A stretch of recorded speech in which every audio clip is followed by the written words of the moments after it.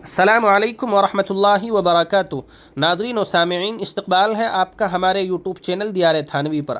آج کی ہماری یہ ویڈیو بڑی تحقیقی اور علمی ہونے جا رہی ہے، کیونکہ آج کی اس ویڈیو کے اندر ہم آپ کو بتائیں گے کہ جنت کی چیزوں اور جنت کے کنگن کی چمک دمک کیسی ہوگی، وہاں کی چیزوں کے کیا حالات ہوں گے۔ چنانچہ حدیث ہمارے سامنے ہے، حضرت سعد بن ابی وقاص رضی اللہ تعالیٰ عنہ نبی کریم صلی اللہ علیہ وسلم سے روایت کرتے ہیں کہ آپ نے ارشاد فرمایا، جنت کی چیزوں میں سے اگر ناخن کے برابر بھی کوئی چیز دنیا میں ظاہر ہو جائے تو آسمان و زمین کے اطراف و جوانب تک، یعنی دنیا کی ہر چیز رونق پا جائے۔ اور اگر جنتیوں میں سے کوئی شخص دنیا کی طرف جھانکے اور اس کے ہاتھوں کے کنگن نمایاں ہو جائیں، ظاہر ہو جائیں، تو ان کی چمک دمک سورج کی روشنی کو ماند کر دے، جیسا کہ سورج ستاروں کی روشنی کو ماند کر دیتا ہے۔ اسی طریقے سے حضرت ابو سعید خدری رضی اللہ تعالیٰ عنہ فرماتے ہیں کہ رسول خدا صلی اللہ علیہ وسلم نے اللہ تعالیٰ کے اس ارشاد وفرش مرفوعہ، جو سورہ واقعہ آیت نمبر 34 کے اندر ہے،